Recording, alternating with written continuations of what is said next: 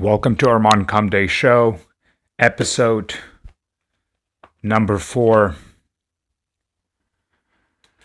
I'm tired, and I'm a little bit sad. I didn't want to record this episode. I feel a little bit out of balance today, even though I was very excited earlier this morning because I went to Trader Joe. And that always brings up the light. That always brings up the happiness in me. Anyhow, another reason why I am sad. The name of this episode is You Are an Ad. One of the reasons why I'm sad is the sad state of healthcare system in the United States. And all I have to say about that is it makes me sad. I don't have solutions. I don't know what the problems are. I'm not trying to understand the problems. I'm not trying to solve anything here. But I just want to express my grievance for the state of healthcare in the United States. That's all I have to say about that. Even though we feel sad today on this program, we're not really sad. We're just kind of a little bit overexcited, and we burned out because we were very excited before. But we must keep going. We must keep going because the program must be made. The program must be flowing. It should never stop. And that's why we're doing this. Here on this channel, we challenge our parents and our soccer coach. We bring light to life by any means necessary.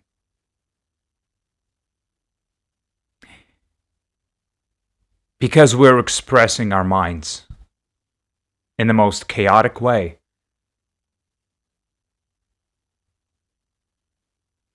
Which is something to hold on to in these dark times of sad state of healthcare system of the USA, because nothing else will bring us up. Nobody cares about us. So we need to express ourselves. And maybe with that release of energy, our immune system will kick in and we will not need healthcare at all. Or if we do, we go to somewhere else where it's better. Like Mexico.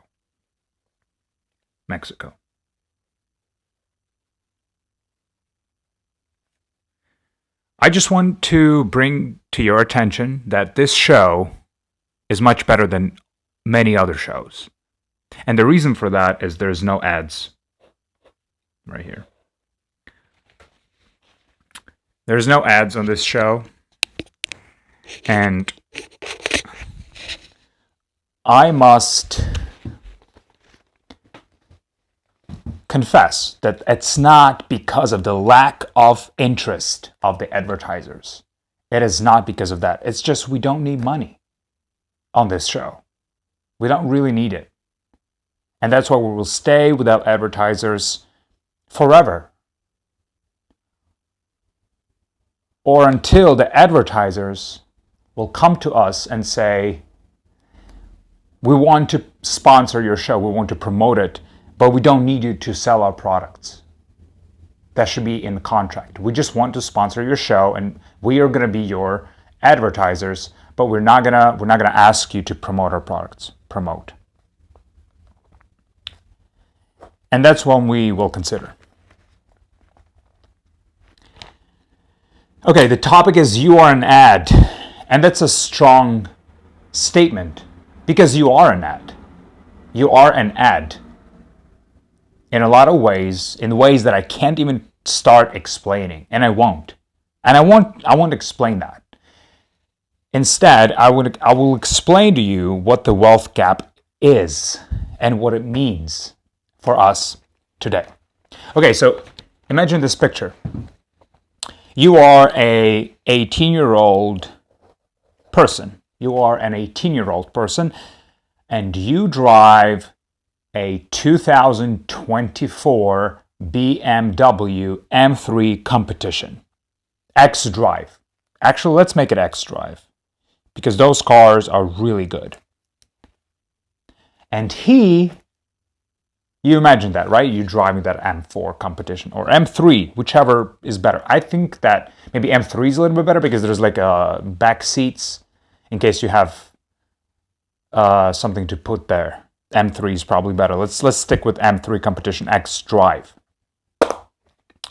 And he is dirty, uneducated, uncultured immigrant.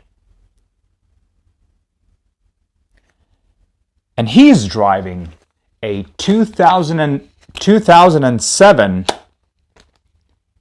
Mazda 3. He doesn't even speak English.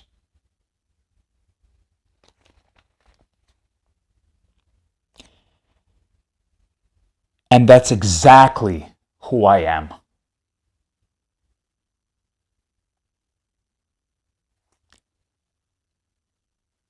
I am very happy that I've explained the wealth gap to you. And to celebrate, let's play Interstellar.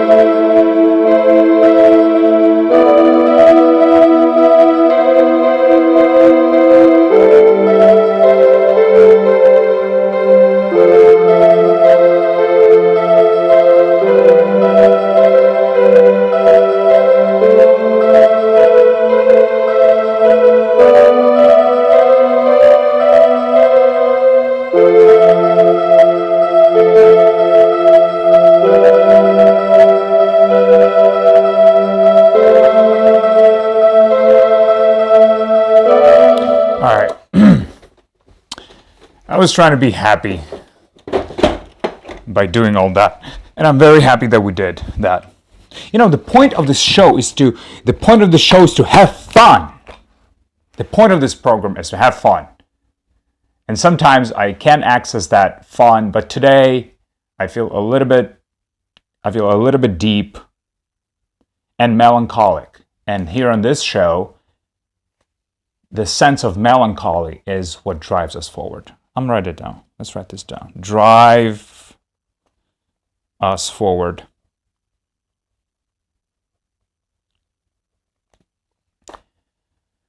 And the most important thing to remember today is that Sabrina Carpenter, Tate McRae, and Addison Rae are exactly the same person. Are exactly the same person. It might not even be a person. It's exactly the same thing. And that's what I'm trying to say. Do you understand? So if you take anything away from seeing me or hearing me, is that Sabrina Carpenter, Addison Rae, and Tate McRae are exactly the same person. Olivia Rodrigo is a little bit different because she's actually hot. She's actually good looking. So that what makes a difference. But all of those things, all of those things, they're the same thing. Olivia Rodrigo has slightly different color. And I don't mean that in a negative way.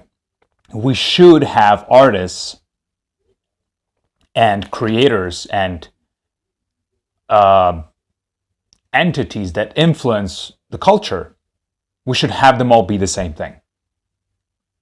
If you would ask me, I would say we should have more of them to be the same thing. Anyways, I hope you like that Interstellar piece. It's very touching. It's important to me. And now we're going to talk about something else. Throughout the years, who cares about what are we going to do? Who cares about explanations? We're just going to pull up something here.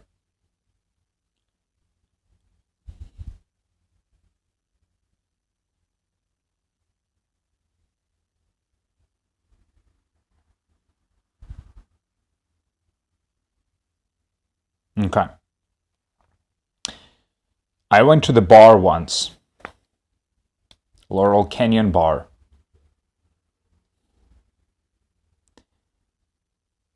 And I didn't really know anyone. And I just wanted to have a beer and go home. But then I found this person. There was this guy sitting there alone with huge glasses. And I just kind of started talking to him. I don't know why. Maybe I wanted to have that connection. And maybe I've seen myself inside him. Not in a way of like inappropriate way. Do you understand? But in a way that is like, I've seen in those lonely eyes with big, huge, transparent eyeglasses, I've seen a reflection of my soul. And I kind of wanted to connect with that. Do you feel me? I wanted to connect with that soul.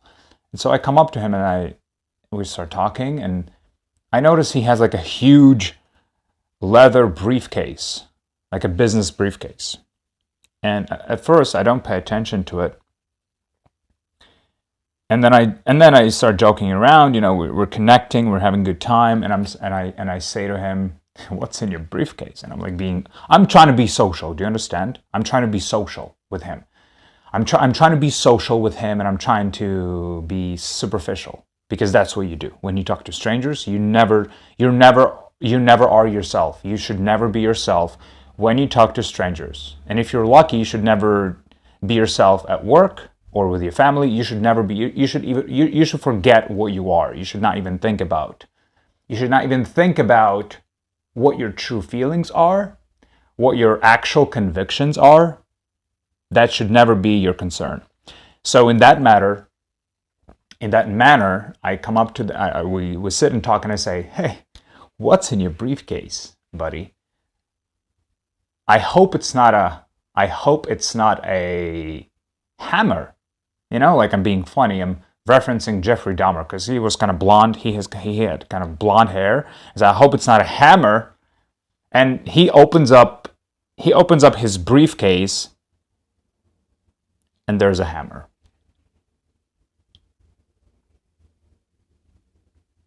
Do you understand how strange and diverse life is? Do you understand how comedic and poetic life is? So that was a great moment, and then I had to leave immediately because my capacity of projection and anticipation,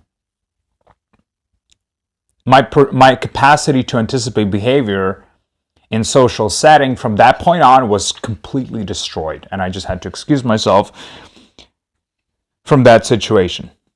I've had many strange encounters with people in general on the streets, and I'm kind of happy that I've had them because now I can, think about what it means in a cosmic on a cosmic level, what it means, those interactions. Another one was, there was a guy. It's the best story of the world. This is the best story that the world has ever heard, the world has ever perceived. This is the best story that has ever been told.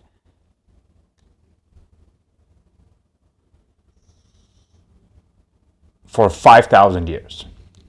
I park in a spot in West Hollywood because I want to get my pizza. And I park at the spot, and there's a guy in the car. I don't know if it matters what car he had, but I think it doesn't. But it was a Porsche. And I parked in the spot, and he kind of stands there, and he blocked me. And you can't park there. Nobody's ever said that to me. You can't park there. What do you mean I can't park? You're not a police officer. You're not a parking enforcement. And we have already expressed our attitude towards parking enforcement. And if you don't remember, go find the video. There's like 3 of them. And somewhere, because I don't remember anything that I'm saying here. I don't know what I'm doing. No, I know. I actually know what I'm doing because there's a camera. So there's nothing else that I could be doing.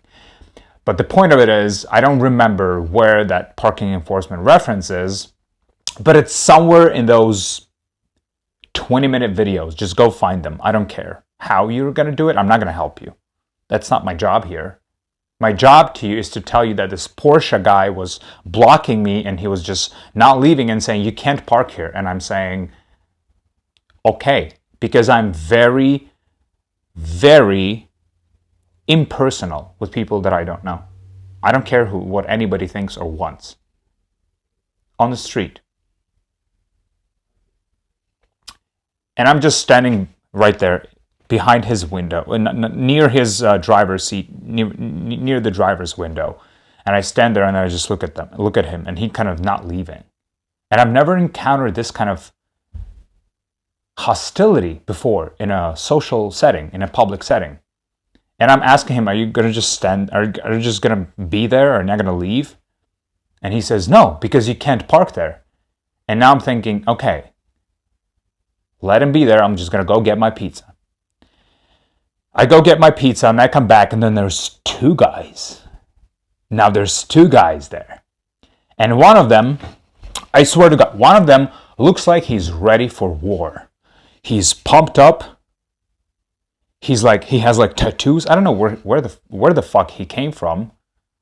Now there's this guy with a Porsche, with an old Porsche. Just to be fair, it was an old Porsche, like 2017 maybe, not new. So he was not like a privileged guy. I assume not. And there's another guy who's has a buzz cut, and he has a beard and a lot of tattoos, and he holds something in his hand like this, and he's all flexed up. And I'm walking to the scene with my pizza. I throw it in the trunk of my car, and I'm looking at them with fascination because I don't know what's going on, and they don't probably know either. And I'm thinking, should I engage with this or should I just let it go? And I don't care, because people to me are like wind or trees, right? I just observe the situation. I don't engage because most of us are insane. And I know that because I have been here for a little bit. I'm walking to them, and the guy with a flexed up, this guy who was he was a little bit like a weaker. So what I see is this guy's like an intellectual person because he just says things. And this guy is like a muscle of the group. I have no idea what that group was or what they even represented. It was in West Hollywood, so I assumed they were not very antagonistic, but they were. And one of them saying, "Hey man," with the thing in his head and clenched up. He's like, "Hey man, what's your problem?" And I just look at him, and I'm walking with my pizza, and I'm just keep walking. Do you understand what you can do when people are aggressive towards you?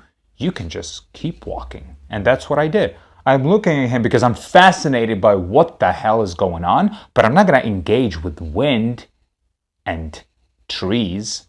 I just observe, and I'm walking, I'm fascinated.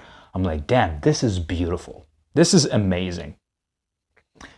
And then I walk past him, I open my car, and he keeps going. He's not happy that he's so ready to fight. He's so ready to defend the honor of something that he doesn't even understand, but he's so ready. And I walk in, and I'm just looking at him. He's like, "Hey man, are you deaf?" And I'm more excited. I'm like, wow, I really have to go because I don't have time for this, but now I'm so interested in it's like when you see like an advertising, like an interesting billboard, but you have to drive, so you cannot really engage with that. You can just glimpse at it, and then you just kind of you can stare at it, but you have to also look at the road, and you're driving. So that's what I did. I was like, I'm opening the door, and I'm saying, like, "Are you deaf?" And I'm just closing the door. I'm not saying anything. I'm just watching them like they're in a glass box. And I enjoyed this moment so much. I close the door and I back out. And I'm looking at him because I can't, because he doesn't know what's going on. He's like a rabid dog. He's like a rabid dog who's ready to fight. And then I'm backing out, and he's like standing right here where my driver's seat is. And the other guy was just like standing. I don't know. Maybe they should have teamed up to kind of have an impact on me, because that's very hard to do. Nothing really impacts me in that way.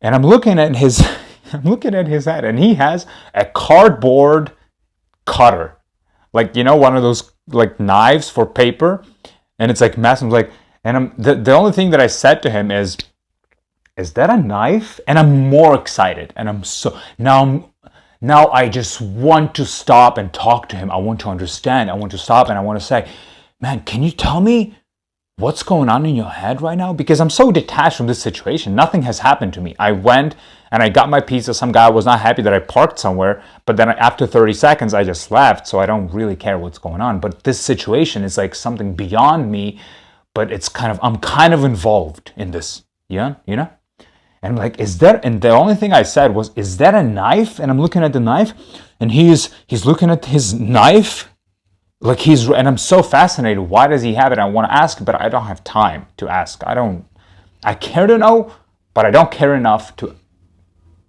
do you know? Do you get me? And I'm backing out, and he's like, Get the fuck out of here!" And I'm so excited. I'm not going anywhere. Now I'm just slowly. I want to leave as slowly as I can, because I have to go, but also I cannot miss this. And he's like, "Get the fuck out of here!" And I'm not leaving. I'm just standing. I'm looking at him like, wow, this is an amazing creature. Somebody has created this and put it right in front of me, so I can marvel at its existence. And I'm looking at him as I'm backing out, and I'm like, wow, this is amazing.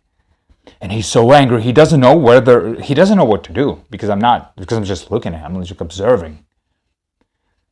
And he's like, "Yeah, you're right. Get the fuck out of here." Because now I'm just driving. Now I'm in a drive mode. Now I'm just like backing out of this parking lot. Now I'm just going forward. Now I'm trying to get out of this parking lot. And he's following my car. He's like walking towards my car, and he doesn't know did he made me do it? Am I so scared of him? Is he so awesome that I'm leaving?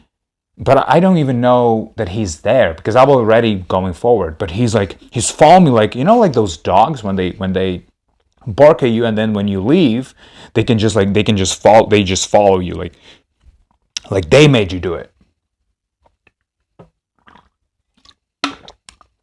So this dog tattoo box cutter man is following me, and he feels like maybe he's doing his job. Maybe he's this intellectual leader with him. Maybe he is happy with his muscle and his performance, and he's like, "Yeah, get out." And I'm just thinking like, damn, this is amazing, dude. And I'm just like, yo, dude, I'm sorry, I have to go. This is great, but I have to go. And what he does with his buck cutter, because he got nothing from me. He got absolutely nothing from me. Because he's a tree in my world. Do you understand what I'm saying? Do you understand what I'm saying? He is a wind on a sunny day. He's a breeze in my existence.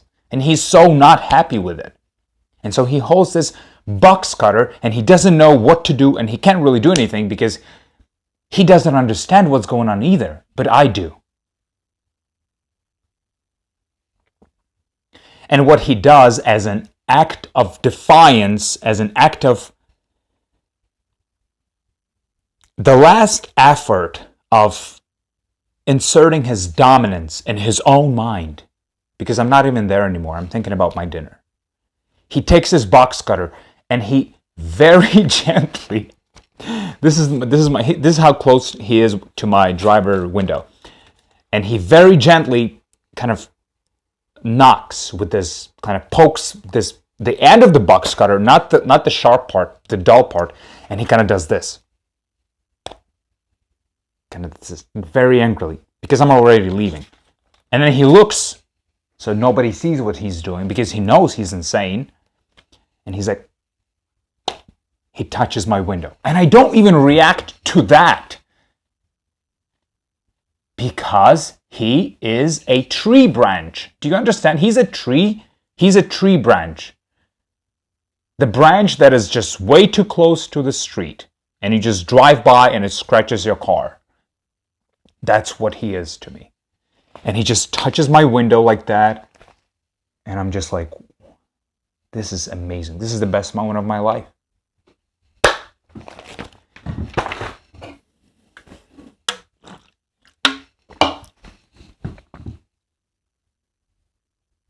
This was the best moment of my life.